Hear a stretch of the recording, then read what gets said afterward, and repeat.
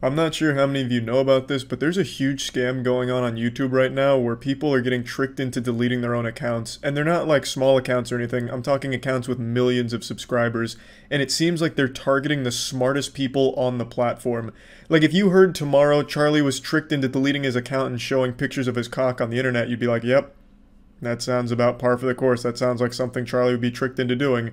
But when you hear Jim Browning was tricked into deleting his channel, you're wondering what the fuck went on? Who could outsmart Jim Browning? For those that don't know, he's an extremely large YouTuber who's famous for taking down scammers and taking down entire scam operations around the world. He's super good with computers. He is literally that cyber boogeyman that your parents were afraid of in the year 2000, where they thought if you opened Microsoft Office and typed :XD, that you all of a sudden your emails were going to be hacked, your credit card information stolen, your bank account drained. He is that guy. He can do like anything with a computer that you could possibly imagine. If you accidentally say hello to Jim wrong on the internet, he's got all your fucking information ready. This guy hacked into the CCTV cameras at a scam headquarters just to gather evidence on them one time to take them down.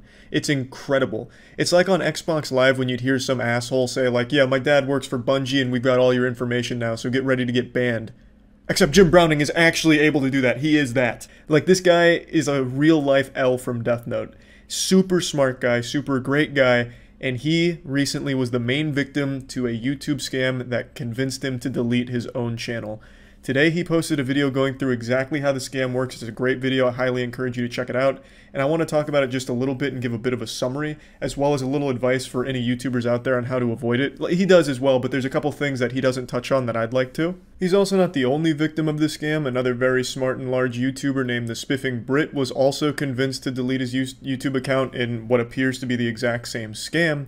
And allegedly these aren't the only two, but these are the biggest two that I can find that have confirmed to have fallen for the scam. So how does it work? Jim Browning has it all covered from start to finish. He recorded the entire interaction with the scammer, but I'll just do a little caveman breakdown. Bad man pretend to be Google. They were able to send a real email from a real Google account at google.com. They sent an email saying you have a duplicate AdSense on your YouTube account. As a result, we'll be suspending your channel. If you want to talk about it and try and rectify this, you can join our YouTube support chat. And then there's a link, and the link actually takes you to a real YouTube support chat. So this entire time you see at google.com, and it really is at Google. It is a real YouTube support chat. So there's nothing too suspicious about that, and that is a real error that happens on the platform, I imagine, with duplicate AdSense accounts. So all of those check the boxes of, might be legit. So upon joining the YouTube support, they walk you through how to fix the problem, though there is something Jim Browning points out. When you're in the YouTube support page, there is a discrepancy with the email that you're talking to. It's at creatorpartners.com, which isn't right. That is the wrong email, but by this point you're already convinced that this is really YouTube support. So, as he mentioned, he wasn't paying enough attention to it and didn't think anything of it.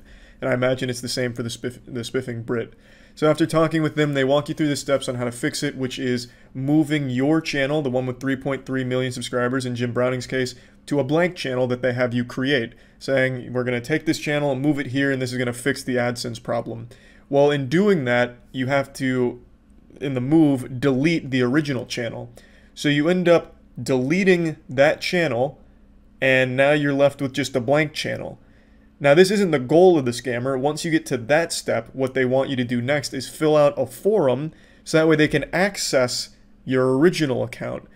And this is where Jim Browning's, all of his sirens were going off, and we entered DEFCON alert where he realized it really was a scam.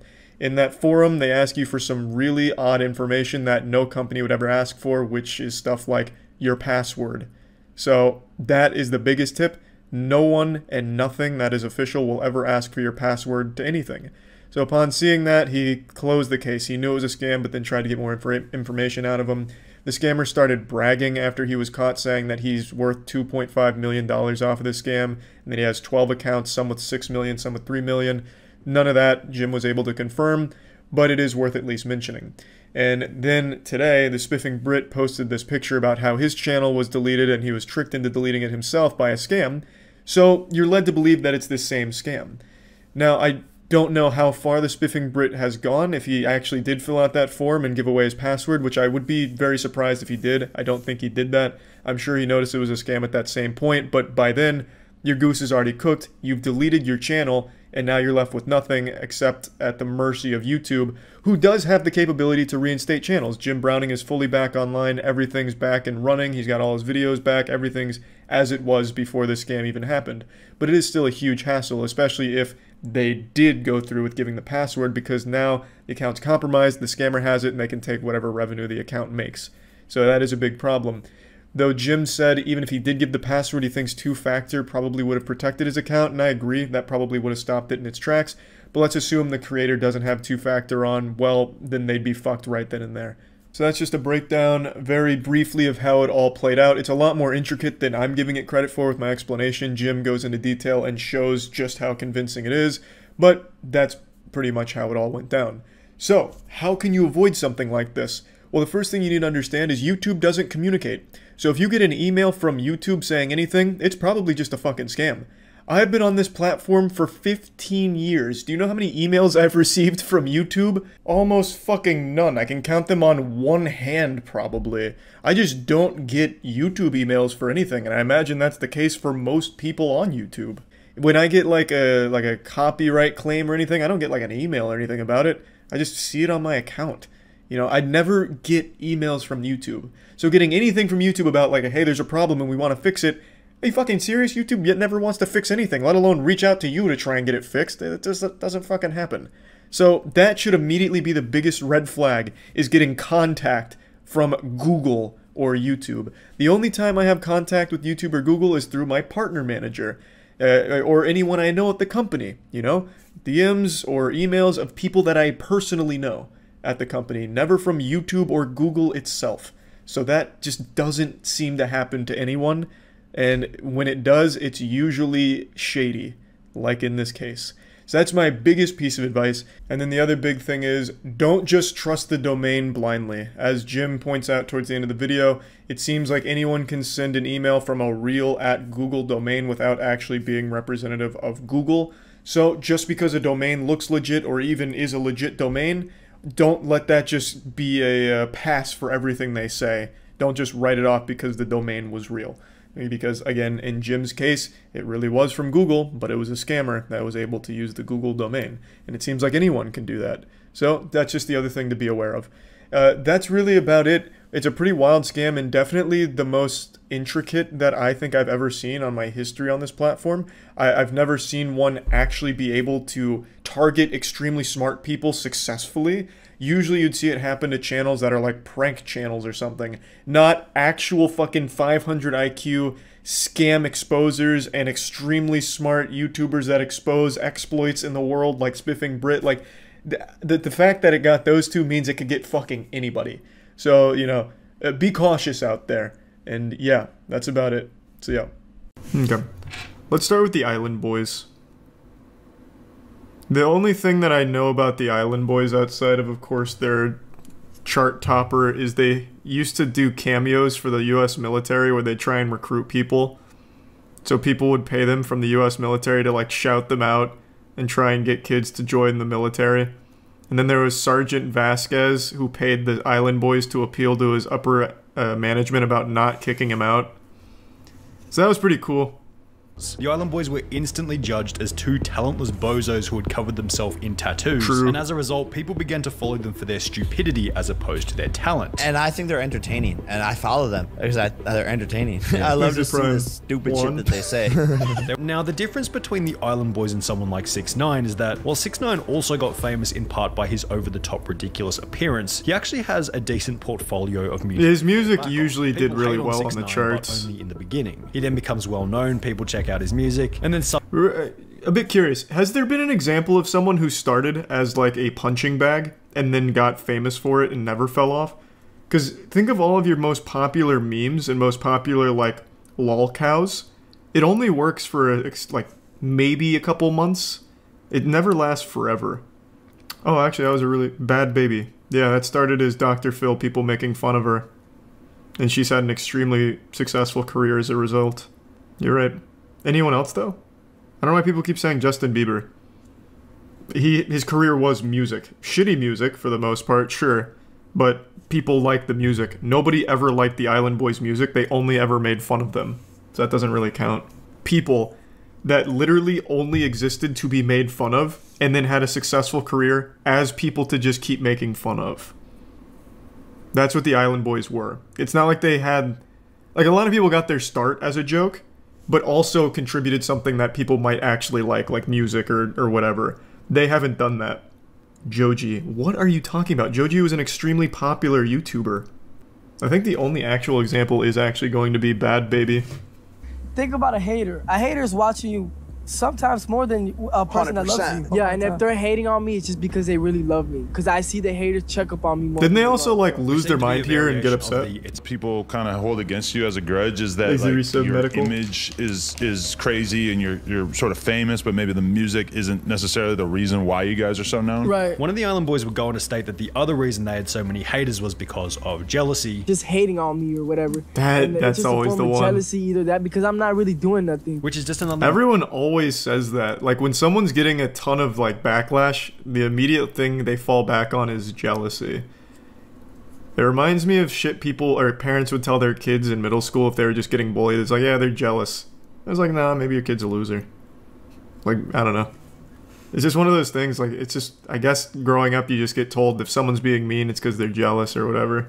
I worked my ass off. It's not even just the Island Boys. It's the fact that we went through so many obstacles, it was just bound to happen. Now, it'd be a cheap shot to say that there was no hard work. I'm sure the Island Boys had to have put you can say that with confidence. That mega viral video. There was no hard work. In the singing. And this is one of the in the singing? Only ones that are talented in the singing. And this is one of the strangest parts about... Is that what he said? In the singing?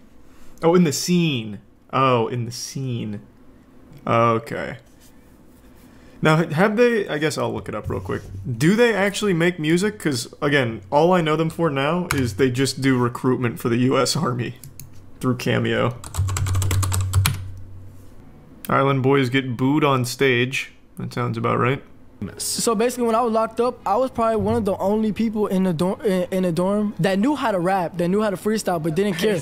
I think me as a rapper, my music is underestimated, though. Yeah, for sure. What music? Do you make music? Rap, whatever. Going back to the Impulsive podcast, the Island Boys seemed pretty proud that they had paved their own path after Mike would ask them about which rappers they had been inspired by. So another thing, though, and it didn't help, they were also harbinging or giving... What the fuck was the charge? They had a murderer stay with them, right? A guy had just killed someone, and the Island Boys said, yeah, you can just stay here for a while to lay low. What was the charge? Was it aiding and abetting? So it's not just that they're unlikable, which they are, and untalented, which they are. It's that they also make the dumbest fucking decisions of all time. He killed a child? Yeah, I guess so. I don't remember the story, but yeah, apparently an 8-year-old girl was the victim. It was a drive-by shooting. Is that why you guys have such a unique sound? Yeah. We don't listen to That's so nice to call it a unique sound. I used to listen. I agree with you guys to an extent of not like being swayed. Dude, by, they're just fucking with them. People, yeah. But also at the same time, like the current winners in the culture act as like guardrails and guidelines for what you do with your craft. Mike is 100% correct here. I think if God forbid it doesn't go in your guys' direction, for real, I think you guys take all of your jewelry assets and invest into something. So you guys will never ever. Oh yeah, have you heard of NFTs? Their emotional response to what George had to say is also a pretty good indication that the Island Boys are probably pretty unwise and insecure when it comes to their financial situation. So what are they doing on TikTok now? I haven't checked in a long time, actually. Let's see. They're the Island Boys on... No, they're not. What are they? They're Kodiak something, actually. Oh, Fly Soldier. Oh, boy. Their views are not doing well. Oh, boy. Alright, what's this one? This is... Y'all got room for one more. Y'all got room for one more. Well, to become an Island Boy, you gotta be special. You gotta have talent. You also have to look a certain way. You gotta be cleaned up at all times. And then you also have to, you know, entertain us. Because the Island Boys, me and him, like to be entertained by people. And so, you gotta really have the What is that, like a court jester then? You gotta have the drip, criteria. And criteria... I can't believe they're not doing well. That sounds fucking amazing. Oh my god, they did recruit a third Island Boy. Yeah, it looks like they recruited a third Island Boy. Welcome to the family, man. Yeah, they're struggling, though. Sonny is not wrong. They're not breaking 100K on all their videos anymore. Be sustained, or if that could be translated into a successful career long term. Before going on to... Again, people keep saying music artists they don't like. People unironically listen to someone like Lil Pump. No one unironically listens to the Island Boys. That's the difference. Lil Pump was a joke. People made fun of him, but then he kept making music that some people liked. Now, do I agree with them? No, I think they are objectively wrong with their opinion. If you like Lil Pump, you just know that you are wrong. And you make me sick. But people do like it. Nobody listens to the Island Boys. That's the difference.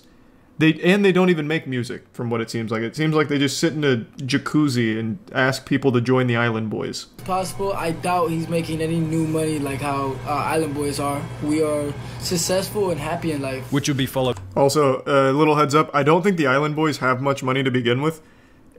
Just as a quick peruse through their TikTok, it seems like the only money they make is when the US Army hires them to do a cameo for recruitment.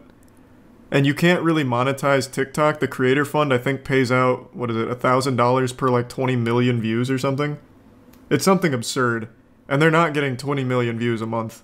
So I don't think that they're pulling that kind of money. I could be wrong, though. It's been a long time since I looked up the TikTok Creator Fund. All I know is that it's not very good. It's a little better than the YouTube Shorts Creator Fund, but not by much. Charlie, you're wrong. Bro, I have a channel that has shorts on it. You know how much money that makes a month on just shorts? Less than $100 sometimes.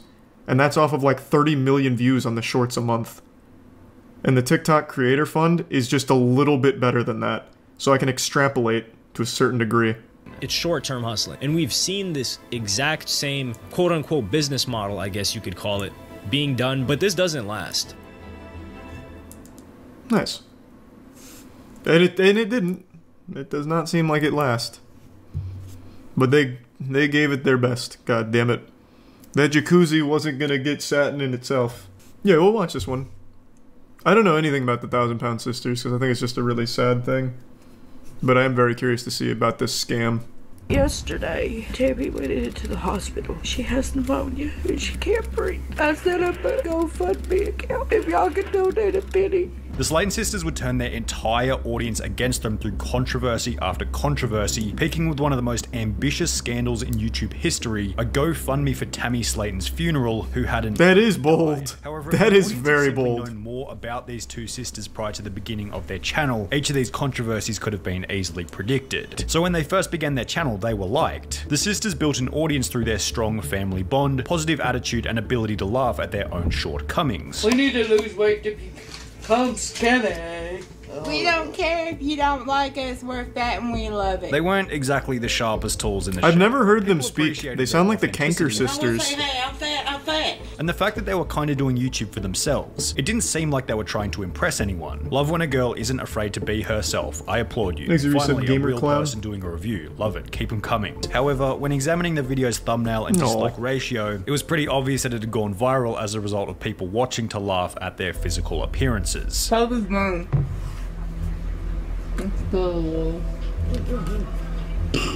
Yeah, see, that's the thing I think is really sad about the whole situation, and especially the TLC show.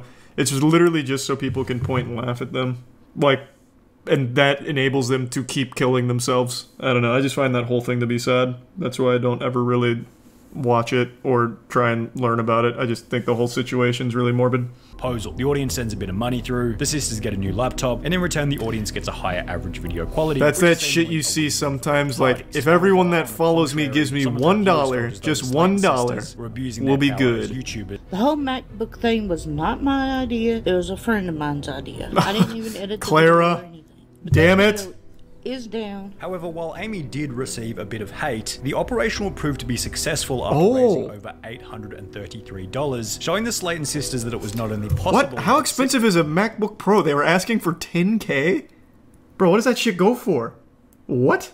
The other problem the Slayton sisters encountered after growing an audience was that they could now be held accountable for the stories that they shared throughout their videos. Think about a situation in which she had adopted a German Shepherd rescue dog before leaving it in a camper van on a hot summer's day. Now, Amy would state that the camper has AC in it, and we only put him in there for like 30 minutes. And who are y'all to judge me? However, when Amy would then reveal that the dog had gone crazy inside and smashed the air conditioning unit just to get out, her audience assumed that maybe the AC wasn't on and that the dog was probably wasn't on. It had been overheating inside. This theory would be supported further after Amy revealed that the dog had bit. However, with the bite mark being so severe and Amy taking the dog to the pound, whilst using the wording that the dog was no longer with her, the audience assumed that Amy had taken the dog to the pound to have it put down, resulting in the popular opinion that Amy was fuck her. abuser. I can't Jesus imagine this Christ. woman owning a German Shepherd. Shepherds need tons of activity both physically and mentally. She couldn't even take care of herself, let alone I see why a lot of people do not like them. Breed. The sentiment will become even worse when, at a later date, well, Tammy now I feel absolutely no sympathy for her. Celebration of her birthday at a gaming arcade, mentioning in passing that she felt sorry for their other dog, Little Bit, who had been left in the hot car whilst they were inside playing games. Oh my god. I feel bad for a little bit because she sat outside in the hot car while we were having fun. But I did, while we were at getting something to eat, I did get a little bit some ice water. So I thought about her, at least. Amy said I was going to get her some water. Wow. What a selfish, disgusting bunch of people these three are. Poor what an absolute piece of shit. But still, Amy would find herself in yet another controversy after going on a date with a 19-year-old autistic kid at a local McDonald's. Y'all know that I had the worst night ever Friday, and it was a horrible night. It started off good. We met each other. Well, it wasn't the first time we met. Don't think that. I'm not that type of person. As mentioned, in the beginning the date seemed to have been going well, what to the extent that Amy and her date decided for. So I was giving him a hickey and he was like, quit biting me, and I'm like, I'm not biting you. Oh, this is worse than Amy Schumer talking about her vagina. Oh my god. Oh. Oh wow. Hold on. I need a break. I'm gonna splash like holy water in my fucking face or something. Just give me a second. I'll be right back. During the intimate moment, he would take to Facebook, posting a status written in an ancient hillbilly dialect, which will receive a response from Amy about the size of his penis. Wait, I want to read this. Damn, sounds like it wasn't like trying to give him a hickey. She was trying to like Dracula this man. Good lord. I hope y'all guys are happy. David just broke up with me. Nice. Everybody was harassing. Now y'all see why I don't tell people when we're updating. Because y'all bully and harassing.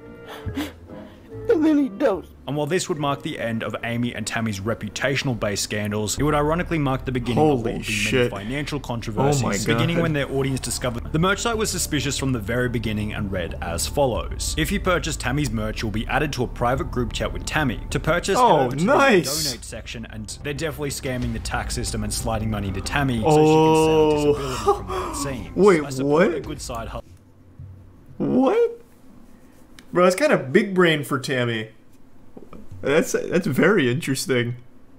That is not her idea. Someone must have actually like told her about that shit. That's kind of smart.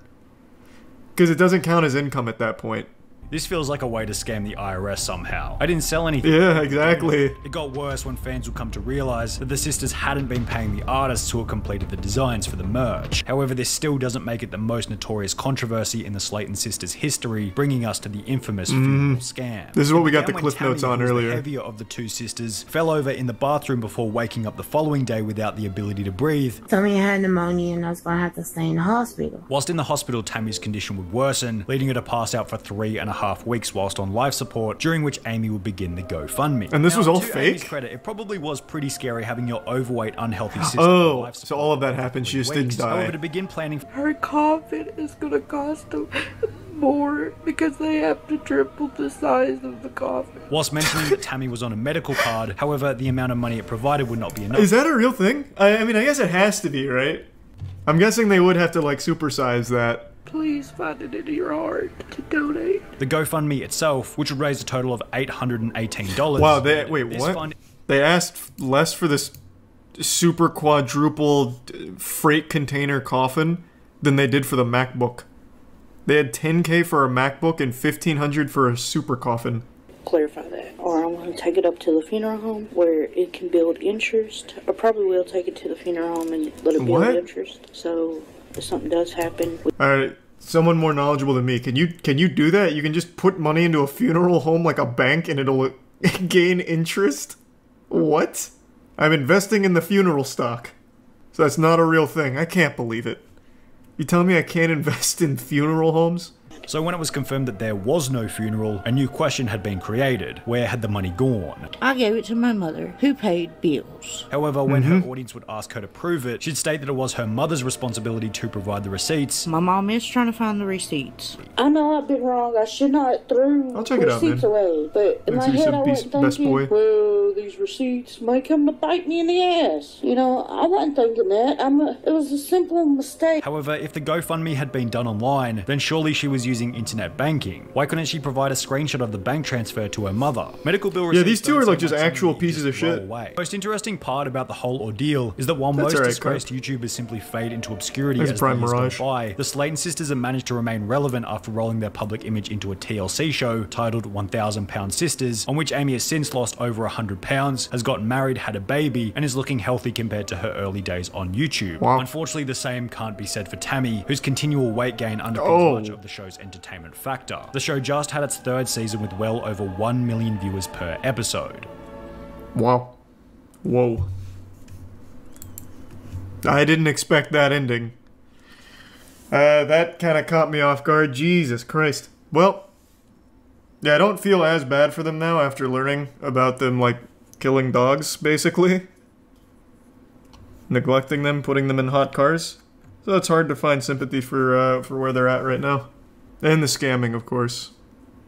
But the dog thing in particular made me very sad. Yeah, I'm talking about scams again. I don't know what to tell you. Every single minute there's another scam born, and every 5 minutes there's another victim of a scam being taken advantage of. It is unreal, the current landscape of the internet with how rampant scams are. It's crazy. There are more active scammers on this planet than there are ants. It's just vile. Nowhere and no one is safe. I'm going to make up a statistic real quick, and I want it to be an alarming one just to illustrate the intensity of the situation. 1 out of every 2 people in this world is either a scammer or a victim. So, sleep in fear. Now today I'm going to be going over a scammer that I'm pretty confident most of you haven't heard of. I only recently learned about them thanks to a YouTuber named Maddie Balls, who made a great video exposing the whole situation and going over it thoroughly. So the link to the full video, of course, is going to be in the description of this one. I'm just going to show some of the clips and go over like the general broad strokes of what the scam is. It's a pretty interesting one, albeit nothing unique about it. But what I find interesting is their commitment to the facade. So the scammer is named Carter Jamison, and he's built his career, well, career is a term I'm using super loosely because it's an illusion of a career. Carter Jamison is an Instagram influencer, which again is a term that has no meaning at all. That is the biggest nothing fucking sandwich of a term. But he has 1 million followers on Instagram, almost all of which are botted, by the way. And he sells courses, which are like media packages in order to get you clout. The man is a literal clout vendor. He's an exposure goblin, and you pay him thousands of dollars for these packages to hopefully blow up your brand or increase your online presence. That's his whole hustle. He's a guru scammer. There's nothing unique there whatsoever. But what's impressive about Carter Jamison is his tenacity and persistence to prey on gullible kids and desperate adults. He seems to have been a born slimy weasel of a person because he's been scamming for quite some time now, and he's only 19 years old. This is a young man. He's like fresh out of high school and already a notorious scammer. In fact, he was one of the puppet masters behind Lana Rhoades' NFT scam from like 8 or 9 months ago, which I know a lot of you are probably familiar with because that was a huge scam. He was one of the people behind it that made off with $1.5 million in that rug pull. This was his first major scam, and I guess he must have really enjoyed the taste of shit in his mouth because he just continues to scam from here. It's only escalated. So not only does he do the press package shit where he like sells these $1,000 packages of like articles or whatever, he also does these very shady giveaways where I'm not entirely convinced people actually get the items they're supposed to receive from the giveaways. But even still, giveaways in and of themselves and the way that Carter Jamison does them are always sketchy because he's hiring rappers and pretending to be friends with them in order to promote the giveaway. So that way people start following the account and, you know, signing up, whatever, all that, under the idea that they're going to get this item, and also under the idea that the rapper that is there is a big supporter, so it must be legitimate, even though that's not exactly telling the whole story. Carter Jamison also has 2 other NFT scams that he has run since the Lana Rhoades one, so he's just been on this upward trajectory of thousands upon thousands of scams that he just keeps fucking spearheading. And like I said, he's only 19. I have to imagine he started doing this as a child, like an actual toddler. Like he probably opened a lemonade stand when he was 8 years old, but didn't actually sell lemonade. He sold water, with like a hint of lemon in it because he wanted to save money on the lemons. So he just sold people the idea of lemonade. Like, I guarantee this guy's been scamming for a long time. Like, probably took notes out of Ed, Edd n Eddy when they were scamming for Jawbreakers. He probably was scamming around his middle school for, you know, $15, $20 off like a homework racket or something. Like, this kid seems to just thrive off taking advantage of people and lying. His whole personality is fake. So I'm going to go ahead and play clips from the video so that we can get a deeper understanding of exactly how all of it works. But this one is a pretty sad one. Like, he's 19 years old and he's already a piece of shit. Carter Jamieson. I'm unfamiliar with that name.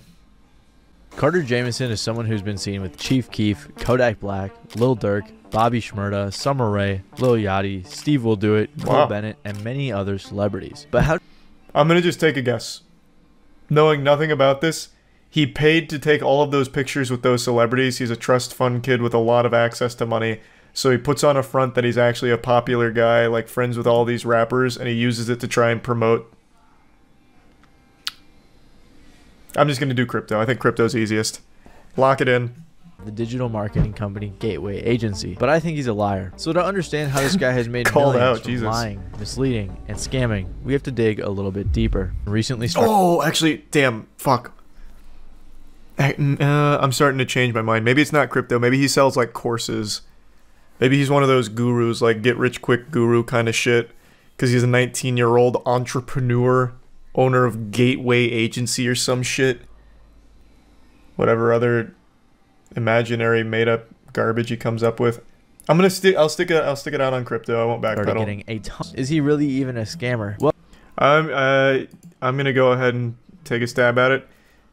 He does not have all of these followers legitimately, 100% botted to a certain level. A lot of people on Instagram do that. How does this kid know all these people? He doesn't. He pays to be near them. And who is he? Just a kid with a lucky spawn, born to a wealthy family. So Carter Jamieson is another one of those social media gurus you see online, but instead of selling you a course, he's selling you popularity. You might notice he has decent engagement and relationships with one who promises to scale your digital footprint to the... My second guess was the right one. Son of a bitch. Yeah, maybe crypto's too outdated now. Everyone just immediately conflates anything meta, Web3, whatever with a scam. Rightfully so, by the way. Like, yeah, if he's a modern scammer, he would have had to adapt into the guru space, which is now the money maker. Actually proves his guiltiness. Botted engagement. Before his engagement increased 100 times because of Juice WRLD fans hate bombing him, he could be seen botting his account, as you can see from all these fake comments. And if that isn't proof enough, no, this is really fire. Out botted engagement Shit's flames. On his Twitter accounts. And here on his YouTube channel, you can see over 1,000 botted comments on one of his YouTube shorts that only has 600 likes. So it's safe to assume that he's botting likes and possibly followers. They're just very passionate. They forgot to like. I first saw on his website that he had a ton of articles and content, and another even says this story is paid for by an advertiser. Remember? I actually had no idea that that shit was there. Obviously, a lot of journalism is paid content. Like, I mean, is what it is. I didn't know that they actually disclosed it in those cases. I thought they still kind of kept that under wraps. But I guess they also got hit by some new guidelines or something, or maybe I've just been oblivious to those notices. Someone with a lot of followers, we tend to think they're legitimate. The deception exists because the large follower numbers trick our brains into giving out credibility naturally from the social proof. More followers means more credibility, right? But I don't think Carter's... Maybe I'm being baselessly optimistic, but I feel like that perception's starting to waver a bit. It used to be bigger number, trustworthy person. That used to be the rule, but I think with crypto and everything, it's kind of shaken everyone's faith in that concept. So I'm hoping that's changing, because it feels like it kind of is, slowly but surely. But maybe I'm just wrong in wanting to believe. I like how the YouTuber is basically milking this guy's downfall for views and content. Why does everyone have to have like some kind of weird contrarian perspective on everything? This guy even said at the beginning, like, he was a very generous guy about this whole thing. He's just telling the story, and that's exactly what he's doing. He's just telling the story about this guy's hustle, which is a scam. It's so weird. What goes on in your mind to want to immediately take some kind of weird combative stance on someone just literally exposing a scammer? I don't get it. I actually don't understand it. It's just too easy to agree, so someone has to disagree even if they don't believe. I suppose, but I'm not here to be an armchair psychologist. I really just don't get it. He uses a method called loop giveaways where he partners with popular people to give away items. Carter and probably others will spam DM people with details about the giveaway campaign. They show the estimated growth and how much it'll cost to buy into it, and the reason that account will be following all of the investors. So in return for their money, they will be receiving thousands of real followers. So when he gets that investor money, he buys the items for the giveaways, flies out to meet the influencer or the rapper, takes some pictures with them to make his Instagram look better, takes pictures for the giveaway, pays the influencer, and keeps a ridiculous amount of money for doing little to nothing. It really is an infinite money glitch. And the giveaways themselves aren't necessarily scams. They're not against Instagram. It's like a social media STD. And I think he actually does give away the items. He might not, I'm not sure. I have seen people say they haven't gotten their stuff. That might not be true. But we have, and his business offers a variety of other overpriced services. For example, you can buy different press packages that offer articles and other sorts of For the low cost of $8,000, you can get the musician package, which is a 15 article package. Oh, whoa, and I missed the... Oh, that's the low end. What the fuck? The $20,000 value is so much better. It even has the word cheaper. It's the market domination press package, which is 20 mid-tier press package. How are you supposed to gain clout without spending 20 grand on this package? Holy shit, wait, all the answers are right here. This is the key to success. He's giving away the keys to the kingdom, holy fuck. And for the low cost of 20 grand? Press, like this Google Knowledge Panel package, which costs $6,500 when you can do it for free yourself. Then in the description, he has the nerve to say, you must have 20 other notable articles. Yeah. He sells ad management, verification, websites, billboard advertisements, and more. And I'm going to take a random shot. Why? Who is dumb enough to pay for a fucking billboard advertisement? Who in their right fucking mind is like, oh my god, the billboard package, I need it, I'm gonna blow up with a good billboard? I don't think a single human being of the last 10 years has looked at a billboard and actually signed up or even visited what it was advertising. Especially because apparently they only accept payments through Cash App, which is very sketchy. And I guess he also used to sell paid shoutouts on his Instagram and then just delete them right away after you paid for it, which probably didn't really make a difference because most of his Instagram followers are either inactive or fake. And if none of this, reason that I believe he is scamming when it comes to the giveaways and the influencer marketing is because he's been caught scamming before. Before Carter brought his scams to the rap community, he was exposed for being one of the masterminds behind Lana Rhoades, CryptoSys, NFT rug pull, where her, Carter, and some others made off with $1.5 million in Ethereum. It's crazy. Somehow, anytime there's a scam, it's like this interconnected web. Like, all of the scammers that currently exist have always existed, and they've been part of all the other scams we've followed. What a throwback. What another reoccurring character. Another season that they're making an appearance in, another cameo. There were 6,069 awful looking NFTs that were being marketed as an investment, and investors were promised that this was a long... Unlike other pump and dump projects, we don't just plan on stopping after minting, so we actually have to be able to fund all that stuff. They were hyping it up so much to the point where multiple people even got tattoos of the NFT, and they were reposting it. Personally, I can't imagine knowingly scamming people, watching them get tattoos of the NFT, and reposting it. So they... I'll tell you one thing, I can absolutely imagine that. If you're one of those absolute bumbling idiots that buys into CryptoSys and you feel so strongly about it, you get a tattoo on your fucking thigh of the CryptoSys logo, you deserve to be laughed at. The scammer at that point, I'm on the scammer side. Laughing at you is like the least they can do. You've earned that shit. That's a fat fucking L. My god.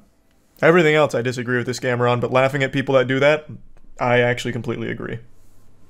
$1.6 million was drained out of this mint for the NFTs one day after they sold the collection. The reason that they did this is because apparently Lana's feelings got hurt by the negativity in the community, but obviously this was just an excuse to take the money. Tons of people in the community talked about this rug pull, so it's a pretty well-known scam, and somehow Carter still has a career. And this wasn't the first time that Lana...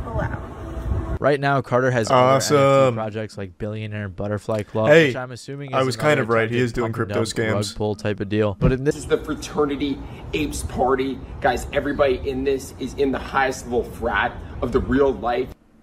Fraternity Apes Party, what the fuck? For short, is an NFT cool. project where the incentive isn't an investment, but it's that you can go to a cool party with tons of influencers and celebrities. And only holders that's of worth the NFT can get in. I doubt any of the people there owned one of these awful-looking NFTs. They somehow even got the Nelk Boys to show up, but they probably paid them too. Yeah, and then they actually somehow they got Steve Will Do It there. The guy notorious for literally accepting anything that has a dollar bill attached to it. It's a mystery to me how the fuck Nelk ended up there. This kid, I'll crack the code. I think I was right initially.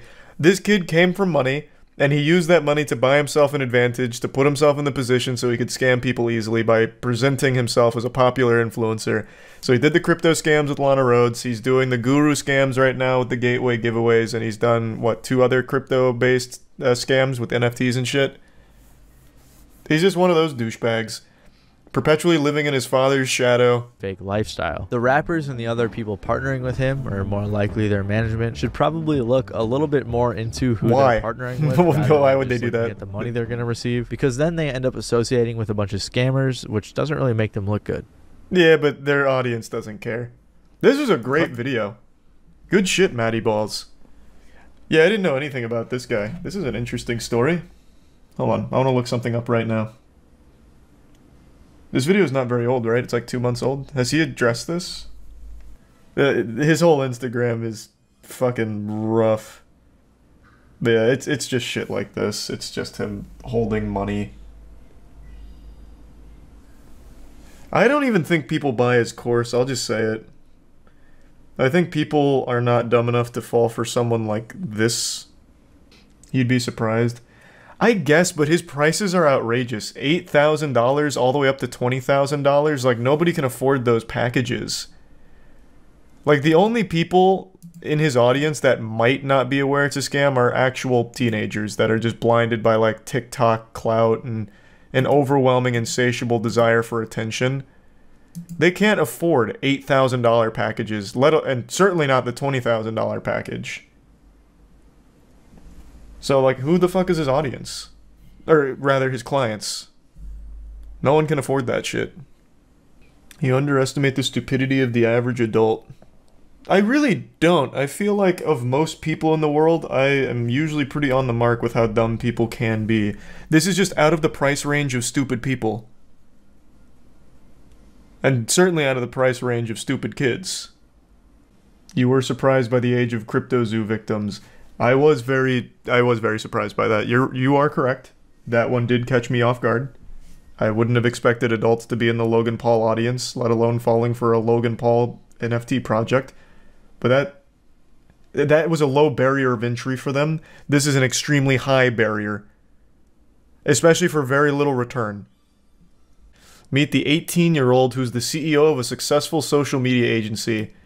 And then right underneath that, this is paid for by the advertiser. Ah, so it's trustworthy then, huh? Surely this will be an unbiased look at his story. Let's see.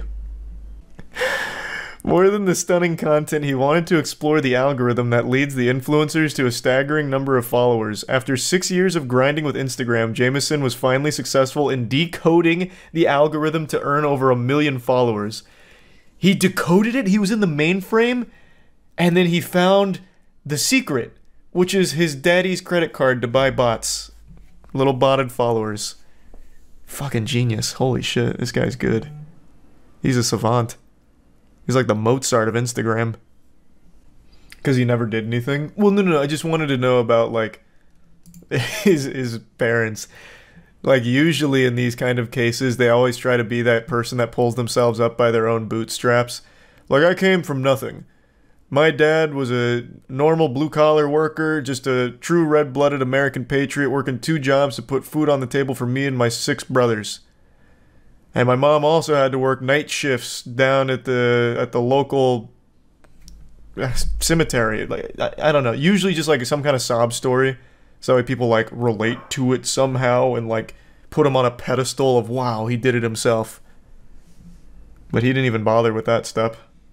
Do all scammers usually come from a rich family? I wouldn't say all of them. That'd be a disservice to say all of them.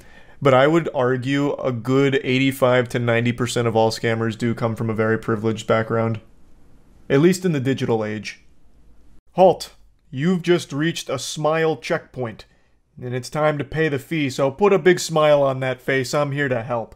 I've got some amazing news that's going to tug on your heartstrings and make you go, aww. A YouTube scammer was just sentenced to over 5 years in jail for a massive fraudulent operation they've been running for the last half a decade. And boy howdy I tell ya, it's always a great feeling watching a scammer get their comeuppance. A nice knuckle sandwich from the law.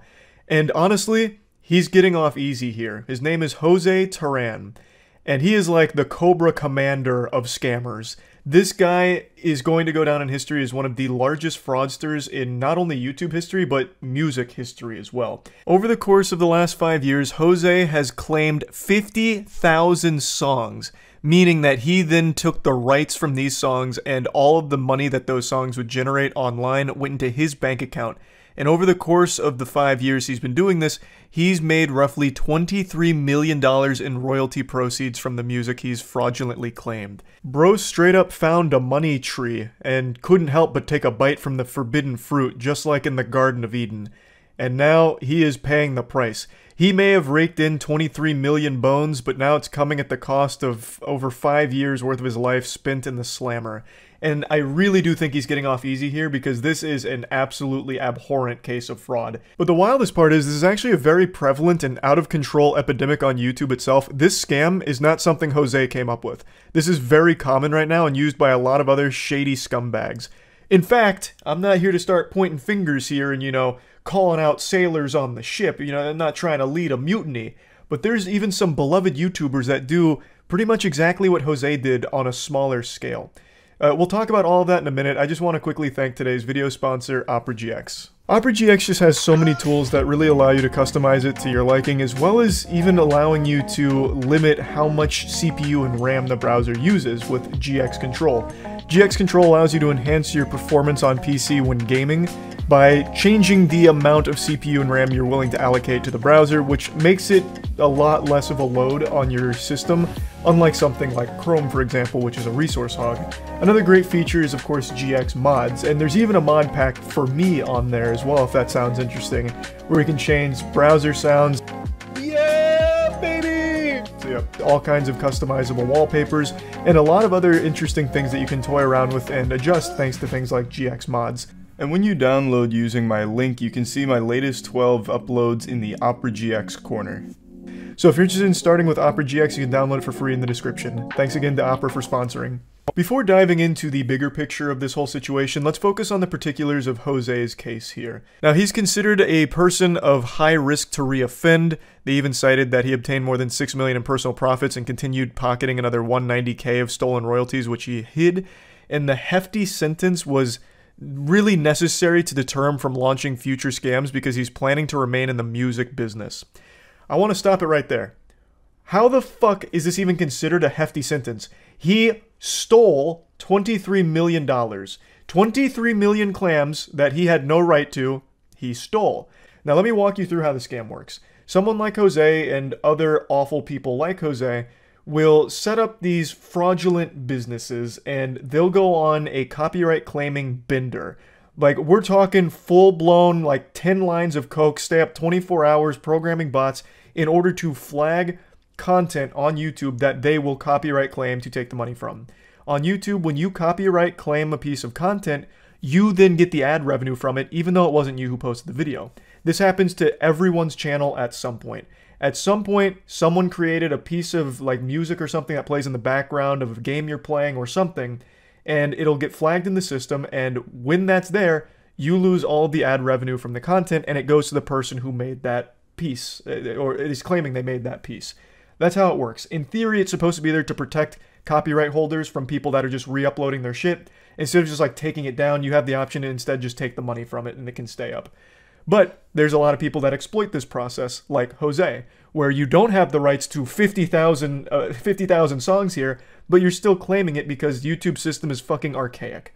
And there's not a whole lot of safeguards in place. A great example to highlight how unacceptably dog shit the current system is on YouTube, a community member of Destiny 2, just a person, just just a, you know, red-blooded, God-fearing human being, a normal person, noticed that this is a complete oversight from the system. And in the Destiny 2 community, he got really fed up with the way Bungie was doing something. They got very upset. I don't want to go into all the details here, so I'm not going to get like too deep into the weeds. But basically, they were disgruntled, and in order to get back at not only the community, but Bungie themselves, they started copyright claiming a ton of content in the Destiny community. And they were claiming it as if it was Bungie doing it. So Bungie got a lot of flack, a lot of shit for it, and then eventually they got so bold and brazen that they copyright claimed Bungie themselves. Bungie's own content that they were posting on YouTube, their Destiny 2 content, this guy started taking the rights of. So it's very exploitable and has been exploited many times. And it's illegal, highly illegal. That guy's facing some serious life-changing repercussions from all of that. And now Jose is as well. But the point is, it is exploited often. It happened a lot and blew up in a big way a couple months back on TikTok, where people started to notice that there's these Spotify accounts set up that just play like random common sound effects like Roblox oof, or like that gong sound effect when something happens, like when you, I don't know, drink milk too fast on TikTok and it's like gong, I'm gonna shit my pants, like those sound effects. Someone had made Spotify accounts and were actually claiming those sound effects so that way they could take the ad revenue from YouTube videos that use them. It's someone that obviously didn't work on any of the sound effects or anything, but they noticed that they could claim the individual sound effects and then take the ad revenue. So the point is, this is a very common scam and it's a fucking problem. And Jose did this for half a decade, claimed over 50,000 songs that were not his, stealing money directly from those artists in order to profit himself, and he's only getting a little over 5 years in jail?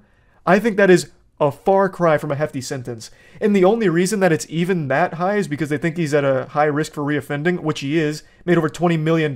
You think this guy's not going to come right back into, hop onto the saddle again for another 20 million doubloons? Of course he will. So 5 years is comical. This should have been like an absolute statement. They should have made an example out of Jose here with a super serious sentence, because they got to put the kibosh on this shit. It's already out of control, and it's only going to get worse as people realize just how profitable it is to make these fraudulent copyright claims. So I totally disagree that this is hefty. This is light sentencing for this guy. And it's not just him. In fact, there is another one of his associates that is facing sentencing soon, but I imagine it's going to be roughly the same charges and the same time in jail.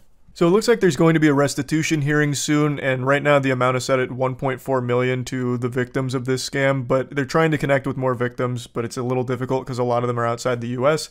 A little insight into how this scam works was highlighted here in the Ars Technica article. It said that Batista, which was Jose's, teammate here, they duo queued to start this scam. They began in 2017, and they started the label known as Media Move. And the goal was to seize unearned royalties by claiming ownership of songs on YouTube that they noticed weren't actively monetized, meaning they didn't have any ads running on it, which is something you can see even as just a viewer. If you go on like a video or a song and there's no pre-roll ad, there's no banner ad or display ad somewhere, you can comfortably say that no one's making money from it. So what they would do is they would target content like that and claim it, which they didn't have the rights to. It's not theirs to do that. But that was their whole business model, hunting this content down and putting it under their umbrella. Eventually, they even partnered with a management group called AdRev in order to give it like more credibility. So it wasn't just immediately red flagged as a huge fucking scam. Like 50,000 songs, that's a lot to be claiming ownership of. But no, wait, no, it looks like they're partnering with AdRev. This must be legit. So it was kind of deep. Deeper than a lot of the other scammers that go this route on YouTube, which is probably why they were so successful and made so much money. This is a great section here, just laying out the timeline. This wasn't exactly like a jump scare to the community. A lot of people had been tipped off about this and fighting against Media Move for quite a while, because obviously the people who made the content that was getting claimed knows that it's a bunch of baloney. Like it's straight up fish paste. They made it, and it's getting claimed by a company they've never fucking heard of before. So they did fight against Media Move for years, but it kept getting pushed aside, it seemed. But in 2019, the IRS launched an investigation after they became a little suspicious with the amount of bank accounts Media Move had that were sometimes registered under fake names. And I really like this section here, so I'm just going to read it. Everyone knows how the scam works, and it's unclear if much has been done to stop future YouTube scammers from using the same playbook and targeting more artists. Artists attempted to bring a class action lawsuit against YouTube to gain access to systems to monitor their royalties and stop royalty theft, but that case was dismissed earlier this month before going to trial. I'll answer that question. Nothing has been done to prevent this from happening again in the future, and it is still continuing to happen right now. I briefly mentioned at the beginning of the video that some YouTubers actually use this same fucking method. Unfortunately, it's become a bit of a nuclear weapon that sometimes these creators will use to either silence criticism or just out of pure greed. An amazing example that we just covered a month ago is Alex Edson of Business Casual when he tried to take down a channel he felt was competition to his. He issued fraudulent copyright strikes. So he went above a copyright claim. He wasn't just taking the ad revenue. He was straight up taking the entire channel down because he believed that that channel used an image that was somewhat similar to an image he used in his video. This just highlights just how broken the system is. So if he wanted to, he could continue to do that and copyright claim other channels and keep making that same argument about like, oh no, that's my image and you stole it from me. And he'd get away with it because the system doesn't have anything in place to stop that. Now, Alex Edson at Business Casual was unsuccessful in his nefarious evil plot. Thank God. But he's still an absolute unforgivable piece of shit for what he's done, and there's a lot of other content creators that engage in similar behavior, maybe not always motivated out of like, you know, getting rid of competition. I need to make sure there's no one left in the world except my channel, so I'm gonna take them all down.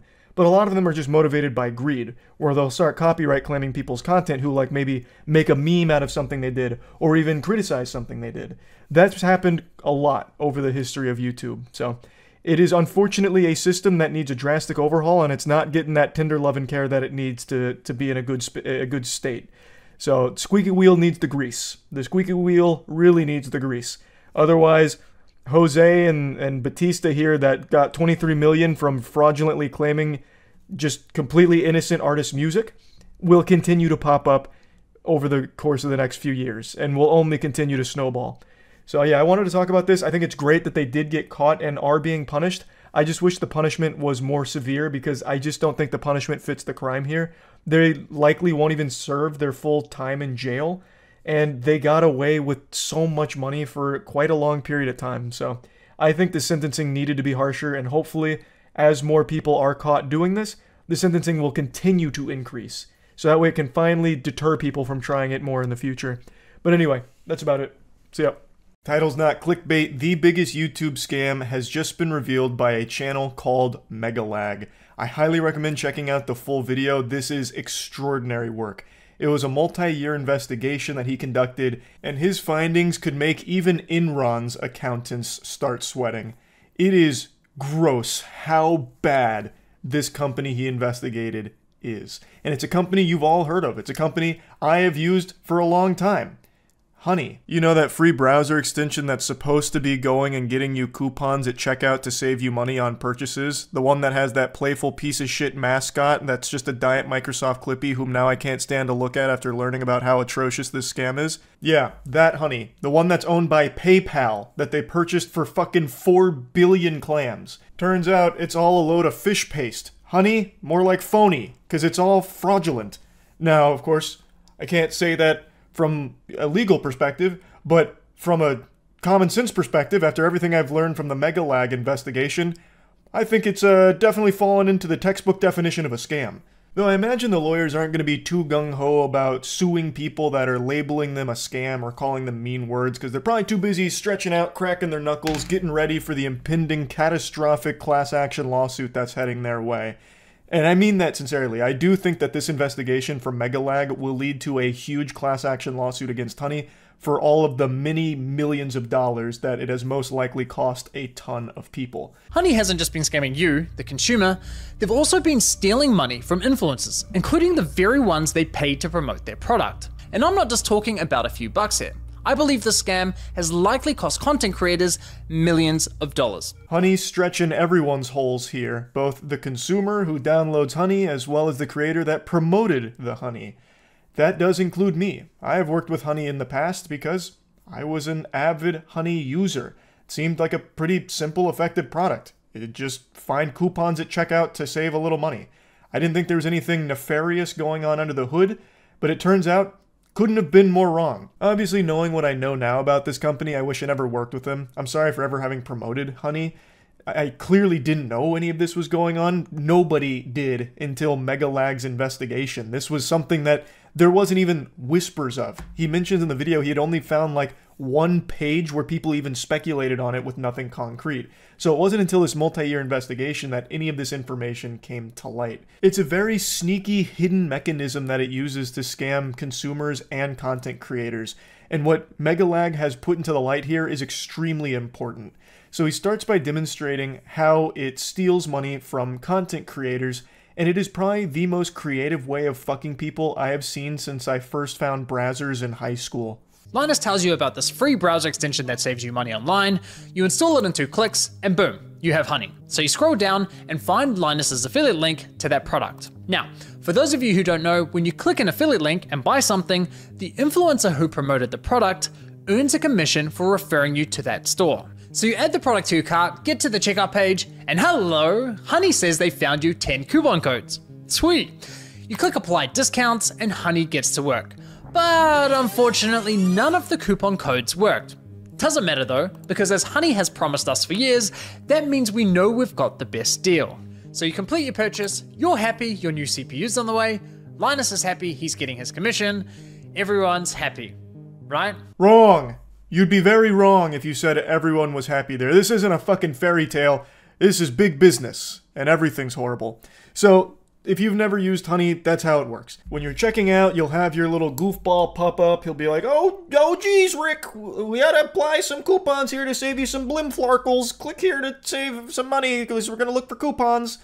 And so he's gonna go look for coupons at checkout to try and save you some money. Sometimes it'll find coupons, sometimes the mascot will wander in, soft cock in hand with nothing to offer you, saying, whoops-a-daisy, sorry, didn't find anything, is what it is. And that's the way she goes. Now, Megalag is talking about affiliate links. As he mentioned, if you use an affiliate link like in a description, and you purchase a product through that link, the creator that you click the link from will get some kind of commission off of that sale. Now, Honey does something very interesting with that whole process there. After clicking Linus's affiliate link, you'll notice in the URL, there's a tracking tag labeled Short Circuit. That's a reference to one of Linus's YouTube channels. And this tracking tag is how Newegg knows who to pay a commission to. We can also see that this tracking tag has been saved on my browser in the form of a cookie that will expire in 30 days. That way, if we only decide to complete the purchase a few days later, Linus will still be credited the sale. So what happened when we got to the checkout page? Well, once Honey popped up, watch what happened to Linus's affiliate cookie after we clicked apply discounts. You see that? Honey came in, removed Linus's affiliate cookie, and replaced it with their own, claiming credit for the sale and pocketing the commission money for themselves. Yeah. Never before has that sound effect, that like dramatic bass boom sound effect, been more appropriate. That is a huge deal. That is millions of dollars, no exaggeration, actually millions of dollars that PayPal Honey is making through stealing those commissions. By replacing the affiliate link with their own at the very end of checkout, without the consumer ever even knowing this happens, they're able to take the entire commission while the influencer or whoever that brought them there gets nothing. They get the whole pie, and the creator doesn't even get the fucking crust. It's so devious. Now, if we quickly go back again, we can see what's causing this to happen. After clicking apply discounts, what you'll notice is that in the top left corner of your browser, Honey discreetly opens a small new tab, which acts like a simulated referral click, as if they were the ones to refer you to the website, even though you're already on the website and at the checkout page. Once that page is finished loading and has stuffed PayPal's affiliate cookie, the tab automatically closes, leaving you blissfully unaware that anything ever happened. It's very sneaky. This isn't some kind of freak accident, it's not some kind of glitch or a ghost in the machine. Mr. Krabs isn't in the soul of Honey doing this without Honey themselves knowing about it. This is by design. They do this on purpose. I'll reach out to Honey and ask them directly. And sure enough, they came back to me with the following. If Honey is activated and is the last program used while shopping on a site, it is likely Honey will receive credit for the purchase. They are shockingly open about that. They almost seem jolly and proud. Well, hello there, salutations, tipping the fedora. Thanks for contacting us. Yeah, we're shitting on you. Big whoop, and you're welcome for it. Thanks so much.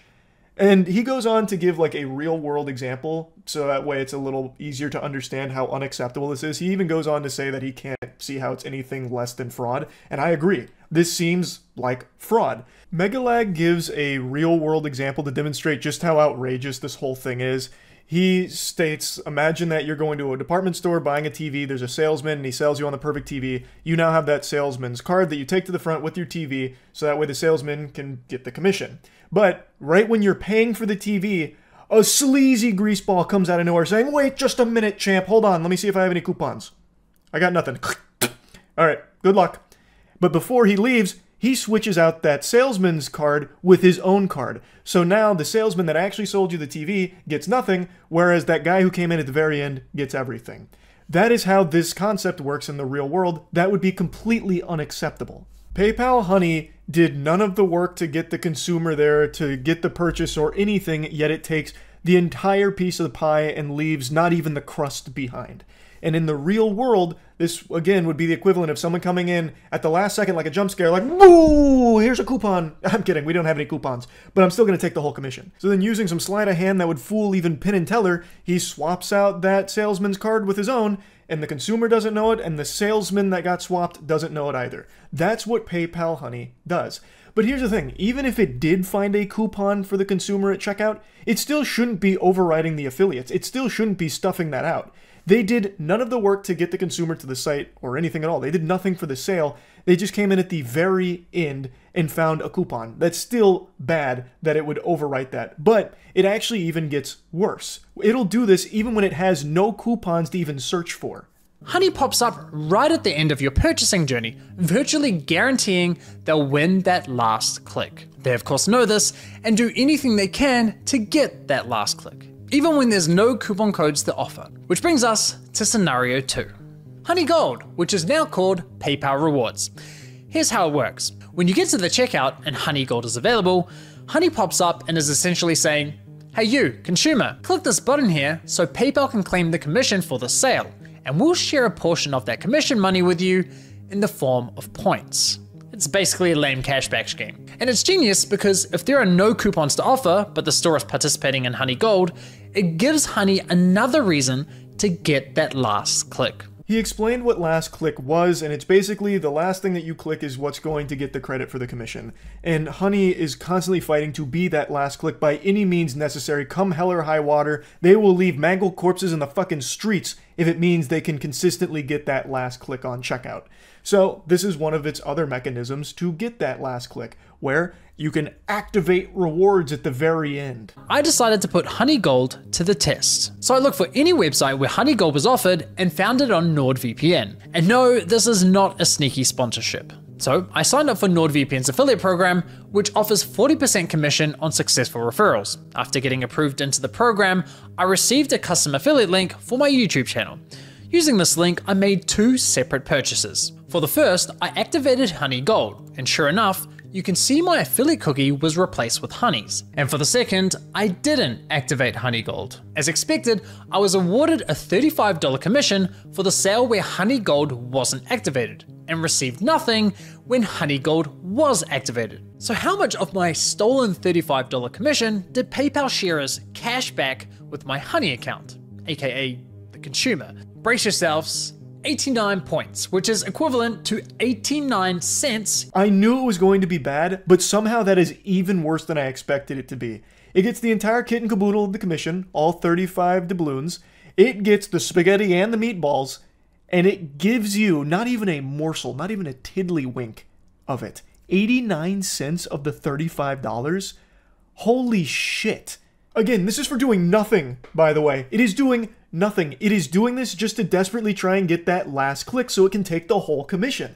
And again, this isn't put front facing. People didn't even know this was going on until this investigation. It is so sneaky with this shit. It exists solely to steal, poach those affiliates, to take that commission on the back end. That's nuts. That's why I'm saying this will likely be a huge class action lawsuit. There is no telling how many millions of dollars they've been able to make quietly like this. Megalag demonstrated one. They got $35 from that. Like, that's a lot. Like, that is a big commission, really. Just think about that on a large scale. Megalag pulls up the numbers. Honey had been promoting on YouTube in particular to the tune of like 7.9 billion views worth of videos. They had like 5,000 or something like sponsored segments across so many different channels. 7.9 billion views. They have, what, 20 million users? Think about how much money they were pulling in from this scam. It's huge. Like, this is something that Bernie Madoff would roll over in his grave at with this fraud. You click on their affiliate link and get to the checkout. But in this scenario, Honey knows it has nothing to offer. No coupon codes, no Honey Gold, yet it still pops up to announce absolutely nothing. Annoying as fuck. Naturally, you click the got it button to get rid of the annoying dancing coin, and whoa, what's that? PayPal takes the sale. I couldn't help but just laugh at that one. That is cartoonishly evil. That is so scummy. So even if it has no coupons, it has no Honey Gold capabilities, it will still pop up on something totally unrelated through the affiliate link and just say like, hey, listen. We've got nothing to say. Sorry, pranked you. We got nothing. Go ahead and close us. Just go ahead and say got it. Get rid of us. Sorry. Just wanted to let you know we're here. And when you do that, it takes the sale. It still takes the whole commission because you interacted with it. It was your last click. It's unbelievable. Why? Because fuck you, Mary, that's your commission. But wait, there's more. My personal favorite is when Honey has nothing to offer, so pops up offering you to check out with PayPal, even though the option is already available at the checkout page. And of course, if you click the checkout button, PayPal poaches the sale. Classy. There is just no world where that isn't illegal, right? Like, there can't be a world where that can fly. That has to be something that this company would be run into the ground for. Like, I'm no lawyer. I didn't pass the bar. Shit, barely passed the SATs. But I would still say, using my tiny little noodle up here, my smooth brain, that's a big no-no. I think they're probably going to face some big repercussions for that now that this is starting to blow up and come to light. Now, in the next section of the video, Megalag goes on to talk about how he was checking into the Linus forums to see if anyone was talking about Honey, and he did find someone that was sounding the alarm quite a few years ago, but it just didn't get a lot of traction. And then in 2022, someone noticed that Linus wasn't working with Honey anymore, so they asked about it, and Linus Media Group representative came out and said, yeah, they didn't like the way that it interacted with the affiliate links, so they stopped working with them. And Megalag says that he was pretty disappointed that they weren't more vocal about that, because if they could have sounded the alarm about this whole scheme, there could have been some more damages that were prevented over the next couple of years, but they just kept it kind of hush for some reason. And that is very disappointing from Linus and the team for not talking about this if they knew it was going on. And then Megalag goes on to talk about, well, they did actually take a different coupon sponsor that does the same thing called Karma. Essentially, if someone clicked on an affiliate link and then they use Honey and search for a deal, Honey will override that tracking link even if they don't find you a deal. That didn't jive with us, so we ended the partnership. They should have made more noise about this. But what's truly baffling to me is that after LMG ended their partnership with Honey, they then went ahead and partnered with a company called Karma Now, a coupon browser extension that literally engages in similar behavior. As Megalag said, it's very telling just how deceptive this Honey scam is when even a tech-focused company like LMG doesn't catch on to it for years. And it is baffling that even when they did catch on to it or were tipped off about it, they chose a different coupon sponsor that does like basically the same thing, it seems. That's so weird. That is so weird. Now, the next part of the video showcases how Honey scams you, the consumer. Now it's not only about the influencers getting all their affiliates commission stolen. Now Megalag shows you what Honey does to fuck you in the face. When I reached the checkout page, Honey would claim it couldn't find me any coupon codes. Yet when I searched manually, I found working codes with ease. And even when Honey did find me a code, I was often able to find another code of better value. Kind of strange, given their claim that, well, thanks to Honey, manually searching for coupon codes is now a thing of the past. Another oddity was that Honey would often only find me Honey branded coupon codes, such as Honey 5 or Honey 10. Why would a store only have Honey branded coupon codes? Kind of weird, right? But the biggest red flag was that when I tried submitting the better coupon codes I'd found, Honey wasn't adding them to their database. Now, this was not a case of Honey just not doing its job well, where it was missing a couple of coupons here and there that were slipping through the cracks, but it was still trying its best and it was still doing an admirable, noble attempt at finding you those best deal coupons. It wasn't doing its job at all. When Megalag would submit coupons to it, it wouldn't even take it into the database, and it was far more effective to just manually enter coupons because Honey wasn't finding them, and it was finding a lot of Honey coupons pretty often. All very peculiar, I would say. It turns out that one of the key benefits for stores partnering with Honey is that they are given full control over which coupon codes go live on the platform, if any at all. What would you say to any brand that is considered working with Honey but hasn't yet? I would say missing out on converting customers. Like I said before, Gen Z is super discount savvy. You can't ignore the fact that they will hunt for like discount codes and they might find a better deal. With Honey, you can also control the discount code percentage, which means like they will potentially find a higher discount code on the internet. It literally lets you control like the customer journey, convert and control like the discount code percentage as well. This is a podcast that Megalag found that seems to be focused on trying to drive more brands to work with Honey. So this is a brand that has worked with Honey talking about the benefits. One of them that she's very excited about is that with Honey, it helps discourage consumers from seeking out coupon codes, and with Honey, you can control which coupon codes are even getting shared in the first place. So let's say there's a 20% off coupon that does exist for this brand, but the brand doesn't really want it shared with everyone using Honey. Well, then it just doesn't. Honey won't share it if the brand doesn't want it to. It's one of the benefits of working with Honey. You won't have that 20% go out to the consumers. Maybe instead you'll give them a 5% through Honey, or none. Maybe you won't even let them share any of the coupons through Honey. So even if the coupons do exist, the brand may not want Honey to share it with consumers, so it won't.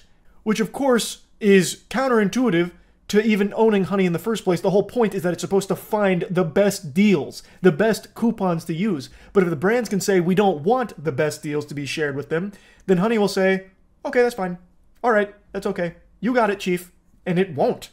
You have control over the content hosted on the Honey platform. So yes, even if Honey knows of a coupon code that offers say 20% off, but a partnering store tells them, hey, only share a 5% off coupon, then that's the only discount Honey will apply to your cart at the checkout page. I mean, holy shit. Honey wasn't finding you the best deals possible, they were intentionally withholding them from you for their own financial gain. If you partner with us and pay us an affiliate commission, we'll let you control which discount codes are shared on our platform. And we'll tell our consumers we scoured the internet and found them the best deal possible. This is a scam Ed, Edd n Eddy wouldn't even pull for Jawbreakers. Every component of Honey is a fucking lie. Every single piece of Honey is exploitative. Every single one. So in this video, he talked about how it's scamming consumers as well as the influencers that have promoted it.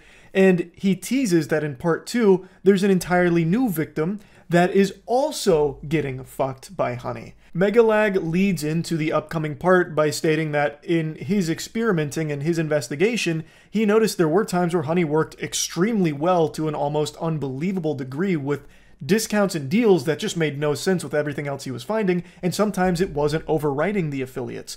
So it wasn't making sense how that discrepancy was happening with everything else he had learned.